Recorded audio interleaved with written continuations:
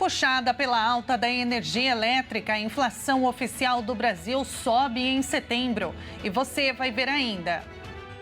Polícia Federal deflagra a operação contra a rede de operadores financeiros responsáveis por lavagem de dinheiro e evasão de divisa de organizações criminosas. E ainda, nos Estados Unidos, furacão Milton se intensifica rapidamente e população se prepara para efeitos devastadores. Essas e outras notícias você confere a partir de agora. Olá, bom dia para você. Seja muito bem-vinda ao Redação Hit, edição manhã. Agora em ponto, são 11 horas e 30 minutos. Nós chegamos ao vivo com as principais notícias do dia. Hoje é quarta-feira, 9 de outubro. A gente começa esta edição trazendo o destaque da economia, puxada pela alta da energia elétrica. A inflação oficial do Brasil subiu no mês de setembro. A inflação, o índice dos alimentos, também voltou a subir. O Índice Nacional de Preços ao Consumidor Amplo, considerado a inflação oficial do país, mostrou que os preços subiram 0,44% em setembro, segundo dados divulgados pelo IBGE. Essa é a maior variação para o mês em 3 anos. Para o mercado financeiro, apesar da alta, a inflação brasileira veio levemente abaixo do esperado, com um avanço de 0,46%. A alta de setembro foi influenciada pelo avanço de 5,36% nos preços da energia elétrica residencial, com a mudança de bandeira tarifária no mês. Com isso, o grupo de habitação teve avanço de 1,80%. Por conta da grave seca que afeta o país, a bandeira tarifária de energia passou de verde para vermelha patamar 1 no mês passado, o que gerou uma cobrança a mais de R$ 4,46 a cada 100 kWh consumidos pelas famílias. Dos 9 grupos analisados pelo IBGE para o IPCA, 6 apresentaram altas nos preços em setembro. Além da habitação, outro grupo em destaque foi o de alimentação e bebidas, também impactou a inflação do mês, com uma alta de 0,5%, com a volta da aceleração dos preços dos alimentos. Entre os itens que mais subiram estão o mamão, a laranja-pera e o café moído. Com essa alta, a inflação brasileira acumula alta de 4,42% em 12 meses.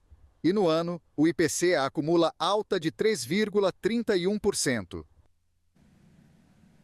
E o novo presidente do Banco Central foi aprovado pelo Senado Federal. Gabriel Galípolo estará à frente da entidade. Vamos acompanhar na reportagem.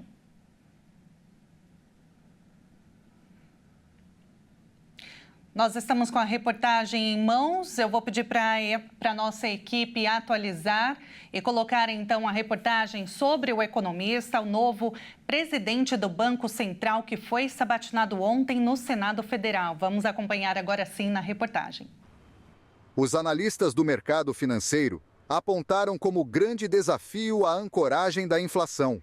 As projeções do IPCA estão fora da meta de 3, e o Banco Central vai precisar agir preventivamente para evitar a consolidação de alta. Ao mesmo tempo, analistas de instituições financeiras esperam que Gabriel Galípolo dê continuidade ao modelo de gestão do atual chefe da autarquia, Roberto Campos Neto, e continue de fato perseguindo o cumprimento das metas de inflação. O Senado aprovou o nome do economista Gabriel Galípolo para a presidência do Banco Central. Indicado para o cargo pelo presidente Lula, ele foi aprovado por 66 votos favoráveis e 5 contra no plenário. E mais cedo, por 26 votos a 0, Galípolo foi aprovado na Comissão de Assuntos Econômicos do Senado, após a sabatina. Galípolo deve presidir o Banco Central de 2025 até 2029. Roberto Campos Neto encerra o mandato no Banco Central em 31 de dezembro, com uma gestão duramente criticada por Lula, em grande parte pelos movimentos na condução da taxa básica de juros, a Selic. Gabriel Galípolo é visto pelos senadores como alguém já conhecido. O economista falou na sabatina que recebeu a garantia do presidente Lula de que terá liberdade na tomada de decisões na autoridade monetária. Galípolo afirmou que há numerosos desafios pela frente. Mencionou, por exemplo, a consolidação de uma agenda capaz de criar uma economia mais imparcial e transparente. Bom, como a gente viu na matéria, né, o economista ele foi então aprovado pelo Senado Federal e agora a gente precisa avaliar os impactos aguardados com o economista da CM Capital, Matheus Pisani, que é o nosso convidado de hoje. Matheus, bom dia para você, seja muito bem-vindo ao jornalismo da Hit TV. Bom dia, Tabata. Bom dia a todos que nos acompanham. Agradeço bastante pelo convite para falar de um tema tão importante aqui para o universo da economia e que vai acabar, claro, afetando o cotidiano das pessoas. Com certeza, né? Como a gente acompanhou, foram 66 votos a favor, 5 contra, foram 4 horas de sabatina e a maior votação do Banco Central em 25 anos. Como que o mercado reage a essa notícia, Matheus? Essa é uma pergunta muito importante, né, Tabata? E ela pode ser, de certa forma, decomposta em duas respostas diferentes, né? A primeira dela é uma resposta mais institucional, né? E que diz respeito ao fato de que sempre é muito importante entender, né, o que está sendo colocado dentro dessa sabatina, quais as perguntas, qual o impacto da resposta do sabatinado quando a gente pensa em termos de política monetária, por exemplo, né? Então, acho que essa institucionalidade, ela não só se restringe ao Banco Central, ela é muito importante para o Ministério da Fazenda, enfim, para outros órgãos que cuidam principalmente da condução da nossa política econômica, né? Então, é um evento que, por tradição, ele já é super importante, especialmente para o mercado financeiro, que é um dos mais afetados por essa escolha, né? Agora, tem esse outro viés aqui da resposta, ele está muito ligado à conjuntura que nós vivemos atualmente, tá? Então, acho que todo mundo tem acompanhado, né? O Banco Central, ele voltou a subir juros recentemente e a expectativa é que ele continue fazendo esse movimento de alta da Selic nas próximas reuniões. E esse movimento, ele tende a acontecer também no momento de transição, né? Da saída do Roberto Campos Neto e a entrada do Gabriel Galípolo na presidência da instituição. Então, isso acabou dobrando a importância do evento que nós vimos ontem e, como muito bem destacado por você, né, teve uma votação recorde, inclusive, chamou muita atenção, a Faria Lima inteira acabou acompanhando ali, em maior ou menor medida, essa sabatina, porque é super importante entender também o posicionamento do Galípolo dentro dessa conjuntura super sensível, né, de alta de juros que tende, claro, o objetivo maior, né, dessa política monetária, a promover a retomada da estabilidade de preços, a retomada do controle da inflação. Agora falando sobre os próximos passos dele, Matheus, o novo presidente ele prometeu um empenho em levar a inflação em direção à meta. De fato, isso será possível? Quais serão os desafios que ele vai enfrentar? Claro, eu acho que o simples fato dele mencionar, né, esse empenho com relação ao atingimento da meta, Tabata, é super importante, né? Porque a comunicação do Banco Central, ela não é simplesmente uma comunicação para, enfim, mostrar um direcionamento ou algo do tipo. Ela é utilizada, inclusive, como ferramenta de política monetária, né? Então, vocês mencionaram durante a matéria a questão da desancoragem das projeções de inflação, né, no que a gente chama de horizonte relevante para a instituição, né, que é o horizonte em que eles estão mirando chegar numa inflação de 3%, que hoje é o primeiro trimestre de 2026. Então, a simples fala do Gabriel de que ele está comprometido, né, com o atingimento dessa meta é super importante porque pode ter impactos secundários, inclusive nas projeções e nessa questão das expectativas, que hoje é um entrave muito grande para o Banco Central e um dos fatores que tem levado a instituição a voltar a subir juros em um momento que a gente vê queda de juros em vários países mundo afora, tá? Agora, no que diz respeito aos desafios, acho também muito relevante essa pergunta, um deles, muito importante, vocês já colocaram na matéria, que é a questão do preço dos alimentos, né? Então, em 2024, a gente vive um período de transição que é muito importante, que tende a se consolidar em 2025, né? E qual transição é essa? A gente sai de um cenário muito positivo em termos de preço dos alimentos em 2023, né? Nós tivemos uma safra recorde de diversas culturas, nós tivemos preços, por exemplo, de proteína bovina e de outros tipos de proteína que estavam relativamente baixos, né? Ou pelo menos considerando o padrão histórico. Isso está isso tem mudado gradualmente ao longo de 2024 e a nossa expectativa, né, a nossa aqui da CM, do mercado como um todo, é que os alimentos eles estejam mais caros em 2025. Né? Então, acho que esse é um primeiro desafio muito importante ali que o Banco Central vai ter que lidar, porque isso naturalmente eleva, né, o resultado do IPCA e torna a sua missão mais difícil. Né? Outro ponto muito importante é justamente os preços de energia elétrica. Né? E aqui a gente tem um problema que o Brasil enfrentou há não muito tempo. Né? Lá em 2021, nós tivemos uma crise de escassez hídrica muito severa, né? Que foi inclusive um dos fatores que levou o Banco Central a começar a subir juros, né? E esse cenário ele tende a se repetir, né, em 2025 e pode ser algo até sistêmico, né, dependendo de como avançar todo esse debate sobre as questões climáticas, mas a gente sabe que elas são uma realidade e que elas tendem a afetar cada vez mais o dia a dia das pessoas em questões como essa, né, o preço da energia elétrica. Então, hoje, Tabata, eu diria que esses são os dois principais desafios, né, não só do Galípolo, mas de toda a Comissão de Política Monetária, né, que é formada pelos diretores do BC, no que diz respeito a conseguir atingir essa meta que está sendo proposta para 26. Agora, Matheus, muito foi comentado também sobre a taxa Selic, né, a taxa básica de juros.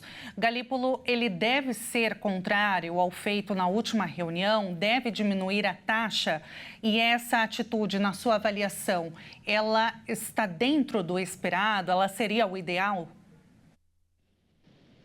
Ótimo. Eu não acredito que ele vá defender uma redução da Selic, tá? Tampouco uma manutenção da Selic no atual patamar, viu, Tabata? O Galípolo, desde que o nome dele tem sido ventilado para a presidência do Banco Central, ele tem adotado uma postura muito dura, muito rígida no que diz respeito à condução da taxa de juros. Né? Acho que até já vislumbrando o fato de que poderia ser indicado e aprovado como foi ontem. Então, já tentando ali evitar um possível receio por parte do mercado e de outros agentes com relação ao seu nome, ao longo dos últimos meses, aí, pelo menos nos últimos 2 meses, a gente tem visto uma postura muito rígida ali por parte do Galípolo no que diz respeito à condução da taxa de juros. Tá? Então, acho que nesse sentido, a gente pode esperar sim uma postura mais firme do Galípolo na próxima reunião, né, no sentido de defender um aumento de juros e um aumento que pode, inclusive, ser um pouco mais elevado do que o mercado está esperando. Né? Então, hoje, o principal debate dentro do mercado financeiro é qual vai ser a magnitude do próximo reajuste da Selic, se vai ser de 25 pontos, se vai ser de 50 pontos. Então, eu vejo um Gabriel Galípolo colaborando muito mais nesse sentido, né, de dar um direcionamento acerca dessa dúvida que paira sobre o mercado hoje, do que um Gabriel Galípolo que vá no sentido contrário, né, de defender uma queda de juros ou mesmo uma estabilidade, né, que tem seus efeitos positivos em termos de atividade econômica, mas hoje a gente está debatendo inflação, a gente está debatendo ali a retomada do controle dos preços e, nesse sentido, o aumento da Selic é hoje a principal ferramenta que o Banco Central tem à disposição e acho que ele vai, sim, colaborar no sentido de fazer uso dela. Agora, além do posicionamento dele, né, com relação a essas medidas que você trouxe aqui, falando um pouquinho sobre a experiência do economista, o que diferencia ele do economista anterior, né, do presidente anterior, Roberto Campos Neto, Matheus? O Roberto Campos Neto, Tabata, ele fez um trabalho reconhecível, né, à frente do Banco Central, pegou uma das conjunturas que eu acredito que foi uma das mais difíceis da história recente do país. Né? Nós enfrentamos, como eu mencionei anteriormente, uma crise de escassez hídrica, nós enfrentamos uma pandemia, que foi algo completamente novo, não só para o Banco Central do Brasil, mas para todos os bancos centrais do mundo. Né? Então, a gente vê, por exemplo, a dificuldade que os Estados Unidos têm hoje de controlar a inflação, né? Algo que não acontecia há décadas. A gente vê a dificuldade que os países da zona do euro, que os países, especialmente do Reino Unido, têm, né? Economias que a gente conhece principalmente por uma estabilidade muito grande ao longo do tempo, seja em termos de inflação, seja em termos de crescimento. Então, o Roberto Campos Neto ele enfrentou toda essa conjuntura, né? O que faz jus ali ao reconhecimento que ele tem hoje. Agora, antes de assumir a presidência do Banco Central, O Campos Neto, ele trabalhava no mercado financeiro, né? Então ele era um agente do mercado financeiro, sabe como essas pessoas pensam, tem mais familiaridade com o linguajar, com o comportamento, né, com toda essa dinâmica que envolve o mercado financeiro, que quando se trata de Banco Central tem uma sinergia muito grande, né? O Galípolo, ele tem um background, né, ou um histórico um pouquinho diferente, né? E que, no meu entendimento, né, longe de desmerecer o histórico do Roberto Campos Neto, mas no caso do Galípolo eu acho que pode ser até um pouco mais útil na atual conjuntura, porque o Galípolo, antes de entrar no Banco Central, ele trabalhou no Ministério da Fazenda, né? E ele viveu ali diariamente essa dinâmica de você construir política econômica, né? No caso deles, a política fiscal, e você ter uma interação muito forte com o Congresso, né? Tanto com a Câmara dos Deputados, quanto com o Senado Federal, né? Então, além da experiência no mercado financeiro que ele também tem, assim como o Campos Neto, ele tem uma experiência já, uma bagagem muito interessante dentro do universo político, que eu acho que pode ser um diferencial, né, positivo aí durante a sua gestão, porque muitas vezes existem medidas, existem coisas que você precisa, né, negociar com o Congresso, seja propostas que estão partindo diretamente do Banco Central ou propostas que estão tramitando no Congresso e que acabam afetando o trabalho do Banco Central, né? Então, acho que esse é um ganho, né, com o Galípolo assumindo o Banco Central, desde claro que ele seja bem utilizado ao longo do seu mandato. Perfeito, Matheus. Vamos esperar então e acompanhar as notícias. Matheus Pisani, economista da CM Capital, muito obrigada pela entrevista, pela sua análise. Um prazer te receber aqui e até uma próxima. Mais uma vez, muito obrigado pelo convite, Tabata. Um excelente dia para você e para todos que nos acompanharam. Até a próxima. Obrigada, igualmente. E olha, a Polícia Federal deflagrou 2 operações contra a rede de operadores financeiros responsáveis por lavagem de dinheiro e evasão de divisa de organizações criminosas.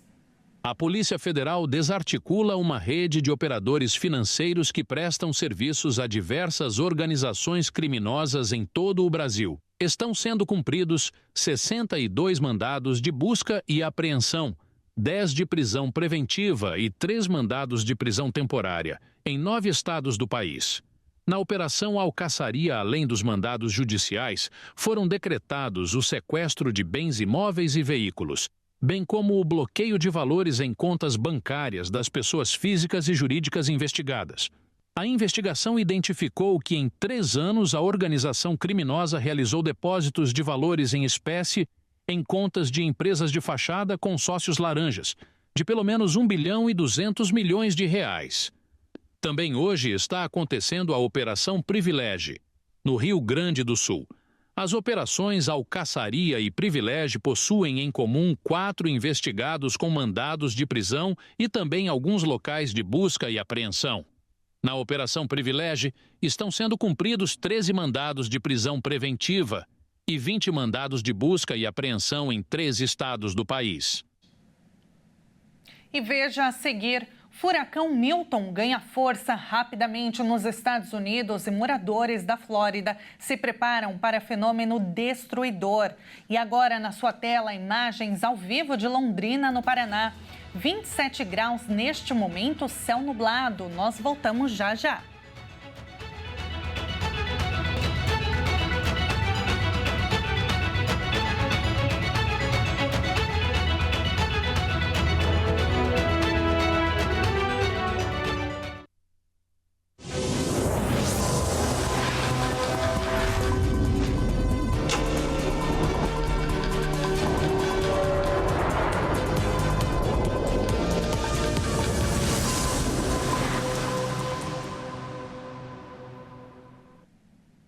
Nós estamos de volta agora pelo horário de Brasília, 11h51. Já é hora de almoço, hein? E o ministro do Supremo Tribunal Federal, Alexandre de Moraes, autorizou o retorno da plataforma X no Brasil, após a empresa realizar o pagamento de todas as multas aplicadas à plataforma. Suspensa desde 30 de agosto, a rede social X foi autorizada a voltar ao Brasil após realizar o pagamento das multas aplicadas por descumprir decisões judiciais da legislação brasileira. O ministro do Supremo Tribunal Federal, Alexandre de Moraes, decretou o término da suspensão e autorizou a volta imediata do X no país e determinou a Anatel a tomar todas as medidas necessárias em até 24 horas. O valor pago das multas foi em torno de 28,6 milhões e a rede social informou ao STF que os valores seriam pagos com recursos próprios, não envolvendo valores da empresa Starlink, empresa de internet via satélite ligada ao bilionário Elon Musk. Na semana passada, o X disse ter pago todas as multas e cumprido todas as ordens judiciais, mas o ministro negou o desbloqueio em função do não pagamento da totalidade das multas. Mas para a empresa conseguir realizar o pagamento e quitar as dívidas, Moraes retirou a ordem de desbloqueio das contas bancárias do X. E de olho no furacão Milton, brasileiros que moram nos Estados Unidos já racionam água e tentam se proteger. O fenômeno deve atingir a Flórida a partir desta noite. Autoridades da Flórida intensificaram os pedidos para que as pessoas deixassem suas casas em áreas de risco, já que a costa do país deve ser atingida pela pior tempestade a atingir a península em um século, conforme alertou o presidente Joe Biden, já afetada pelo destrutivo avanço de Helene. Há 10 dias, furacão que deixou mais de 200 mortos, toda a península da Flórida está sob algum tipo de alerta ou aviso. Milhares de pessoas se preparam para a passagem do furacão Milton. Os brasileiros que moram na região tentam se proteger dos estragos e estocam água e comida.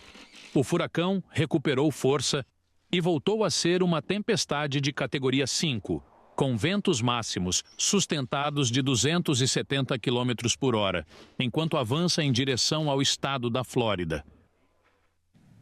E agora, mudando de assunto, você já ouviu falar do País Basco? Não é um estado independente e fica localizado na fronteira com a França. Vamos conhecer um pouquinho mais sobre essa província. País Basco é conhecido por sua forte identidade cultural e o idioma euskara é motivo de orgulho para os moradores. Estima-se que cerca de 35% da população da comunidade autônoma fale a língua hoje. A comunidade é conhecida ainda pelos movimentos separatistas que reivindicam independência. Na gastronomia, o País Basco se destaca com o tradicional bacalhau à biscainha.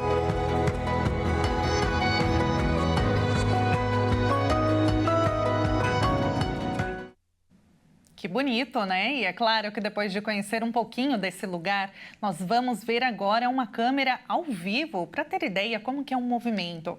Nós seguimos no Brasil, mas vamos agora com a ajuda da tecnologia para o norte da Espanha, mais precisamente no porto de Lequeitiu.